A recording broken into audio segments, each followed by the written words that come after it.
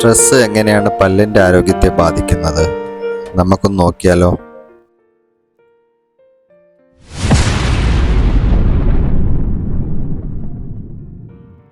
Hi, എല്ലാവർക്കും സമാധാനം ആശീർവദിച്ചുകൊണ്ട് ഞാൻ എൻ്റെ അടുത്ത വീഡിയോ സ്റ്റാർട്ട് ചെയ്യുകയാണ്.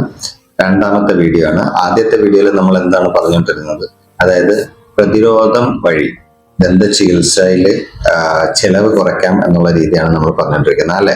അപ്പൊ ആ പ്രതിരോധത്തിലെ ആദ്യത്തെ ഭാഗം നമ്മൾ പറഞ്ഞത് ദന്തശുദ്ധീകരണം, അതായത് പല്ലും മോണയും ശുദ്ധിയായി സൂക്ഷിക്കുക എന്നുള്ളതാണ്. അത് ശുദ്ധിയായി വെക്കുക എന്നുള്ളതാണ്. രണ്ടാമത്തത് ഞാൻ ഈ വീഡിയോയിൽ പറയാൻ പോകുന്നത് സ്ട്രെസ്സിനെ കുറിച്ചാണ്, അല്ലെ? സ്ട്രെസ് എങ്ങനെ നമ്മുടെ ദന്താരോഗ്യത്തെ ബാധിക്കുമെന്ന് ചിന്തിച്ചിട്ടുണ്ട്. ഒരുപാട് രീതിയിൽ സ്ട്രെസ് നമ്മുടെ ദന്താരോഗ്യത്തെ ബാധിക്കും. അതിൽ ഒന്നാമത്തെ എന്താണെന്ന് വെച്ചാൽ, നമ്മൾ കൂടുതലും കണ്ടുവരുന്നത് സ്ട്രെസ്സും ദേഷ്യവും ഒക്കെ വരുമ്പോൾ പല്ല് ഞെവറുന്നത് കാണാം. ഈ പല്ല് ഞെവറുമ്പോൾ എന്ത് സംഭവിക്കുന്നതെന്ന് വെച്ചാലും പല്ലിൽ നല്ല തേയ്മാനം സംഭവിക്കും, പല്ല് പൊട്ടാനും ചാൻസ് ഉണ്ട്. ഇത് സ്ഥിരം ഒരു പ്രാവശ്യം ചെയ്യുന്നതല്ലല്ലോ, ഇതൊരു ഹാബിറ്റായി മാറുകയാണ് ചെയ്യുന്നത്. ഇത് ഹാബിറ്റ് ആവുന്നതുകൊണ്ട് തന്നെ നമ്മൾ ഇത് പല്ല് കൂടുതൽ ഞെവറ് വരുമ്പോൾ ഇത് വേറെ ടയറ് സംഭവിക്കും. അതായത് പല്ല് തേയ്മാനം സംഭവിച്ച് പല്ല് ഫ്രാക്ചർ ആവാനും പൊട്ടാനും സാധ്യതയുണ്ട്.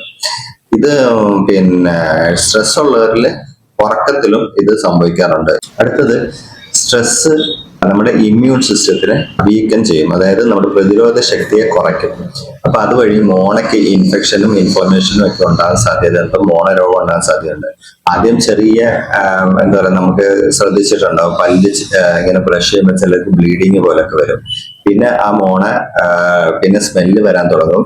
പിന്നെ മോണ ആദ്യം ഒരു ജിഞ്ചവൈറ്റിസ് ആയിട്ടായിരിക്കും തുടങ്ങുന്നത്. പിന്നെ അത് മോണ വീക്കം വലുതായി പല്ലിന്റെ താഴ്ഭാഗം വരെ വന്നിട്ട് പെരിയോഡോണ്ടൈറ്റിസ് ആയിട്ട് മാറും. ഈ പെരിയോഡോണ്ടൈറ്റിസ് ആയി കഴിഞ്ഞാൽ പിന്നെ പല്ല് നഷ്ടപ്പെടാനും സാധ്യതയുണ്ട്.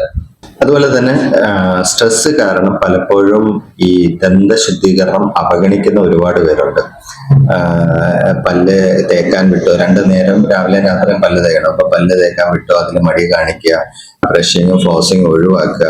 അത് കാരണം മോണയ്ക്ക് മോണരോഗം വരാനും പല്ലിൽ അഴുക്കിരിക്കാനും, പിന്നെ ആദ്യം നമ്മൾ പറഞ്ഞാലോ പല്ലിന്റെ ദന്തശുദ്ധീകരണം അവഗണിക്കുന്ന ഒരവസ്ഥ, അത് അവഗണിക്കുന്ന വഴി എന്താ സംഭവിക്കുന്ന, പല്ല് കേടാകുകയും മോണയ്ക്ക് വീക്കം വരികയും സ്മെല്ല് വരികയും പല പ്രശ്നങ്ങൾ, പല രോഗത്തിനും അത് കാരണമായി മാറുന്നു. പിന്നെ സ്ട്രെസ് കാരണം വായിലുള്ള തുപ്പലിന്റെ ഉൽപാദനം കുറയും.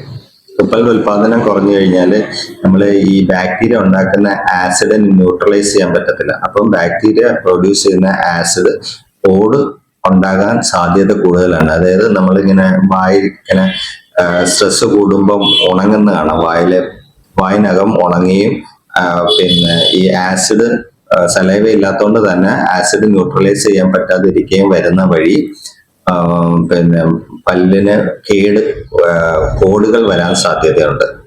ഓക്കെ. പിന്നെ അൾസർ, അതായത് പിന്നെ കവിളില് ചുണ്ടിലൊക്കെ പൊട്ടല് വരും. സ്ട്രെസ് കൂടുമ്പോൾ ഉണ്ടാകുന്ന പ്രധാനപ്പെട്ട ഒരുപാട് പേരിലും കാണുന്ന ഒരു സംഭവമാണിത്. സ്ട്രെസ് കൂടുന്ന വഴി ചുണ്ടിലും കവിളിലൊക്കെ പൊട്ടലുണ്ടാകുന്നുണ്ട്. അപ്പൊ ഈ ചുണ്ടിലും കവിളിലും പൊട്ടലും ഉണ്ടാകുമ്പോൾ സംഭവിക്കുന്നത് എന്താണെന്ന് വെച്ചാൽ കഴിക്കാനും സംസാരിക്കാനും ഒക്കെ ഭയങ്കര ബുദ്ധിമുട്ടായിരിക്കും. പിന്നെ സ്ട്രെസ് കാരണം അൺഹെൽത്തി ഈറ്റിംഗ് ഹാബിറ്റ്സ് ഉണ്ട്. പലർക്കും സ്ട്രെസ് വരുമ്പോൾ ഒരുപാട് തിന്നുന്ന ആൾക്കാർ സാധാരണയിലും കൂടുതൽ ഭക്ഷണം കഴിക്കും.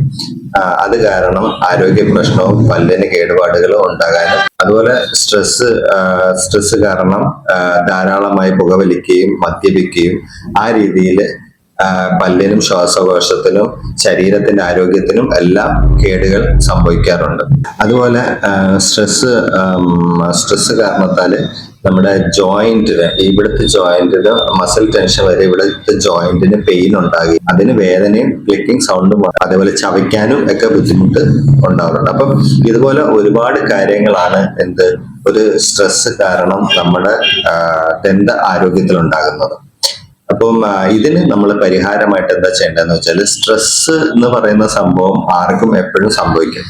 ഒരു ഇഷ്യൂ പുറത്ത് സംഭവിക്കുമ്പോൾ ഓട്ടോമാറ്റിക്കായിട്ട് നമ്മൾ സ്ട്രെസ് വരും. പക്ഷെ സ്ട്രെസ് വരില്ല എന്നല്ല, നമ്മൾ ആ സ്ട്രെസ് വന്നു കഴിഞ്ഞാൽ അത് പെട്ടെന്ന് നമ്മൾ എന്ത് ചെയ്യണം, അത് ഒന്നെങ്കിൽ അത് ഒഴിവാക്കാൻ, ആ സ്ട്രെസ്സിൽ നിന്ന് നമ്മൾ മുക്തരാകാനുള്ള കാര്യങ്ങൾ നമ്മൾ ചെയ്യണം.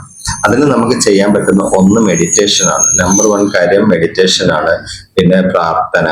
നമ്മള് അത് പലർക്കും പല ഇതായിരിക്കും. ചിലർക്ക് മെഡിറ്റേഷൻ കൊണ്ട് മാറും, ചിലർക്ക് ഒന്ന് പ്രാർത്ഥിക്കുമ്പോൾ മനസ്സിന് സമാധാനം കിട്ടും, ചിലർക്ക് പിന്നെ ഒന്ന് പുറത്ത് കറങ്ങാൻ പോവുകയോ അല്ലെങ്കിൽ ഒരു വീഡിയോ കാണുകയോ അങ്ങനെയൊക്കെ ചെയ്യുമ്പോഴായിരിക്കും ഓരോരുത്തരുടെ രീതി സ്ട്രെസ് റിലീഫ് ചെയ്യുന്ന കാര്യം ഇതായിരിക്കും. പക്ഷെ നമ്മൾ ചെയ്യുന്നത് സ്ട്രെസ് ഒരുപാട് നാൾ നമ്മൾ കൊണ്ട് നടക്കരുത്. സ്ട്രെസ് വന്നു കഴിഞ്ഞാൽ എത്രയും പെട്ടെന്ന് അത് റിലീഫ് ചെയ്യാനുള്ള കാര്യങ്ങൾ നമ്മൾ ചെയ്യണം. എക്സർസൈസ് സ്ട്രെസ് റെഡ്യൂസ് ചെയ്യാൻ നല്ലൊരു കാര്യമാണ്. കാരണം മൈൻഡും ബോഡിയായിട്ട് കണക്ട് ചെയ്തിരിക്കുമ്പോൾ ബോഡി ഹെൽത്തി ആകുമ്പോൾ ഓട്ടോമാറ്റിക് ആയിട്ട് മൈൻഡും ഹെൽത്തി ആവും. കാരണം എന്ന് വെച്ചാൽ മൈൻഡും ബോഡിയും ഇന്റർലിങ്ക്ഡ് ആണ്, കണക്റ്റഡ് ആണ്.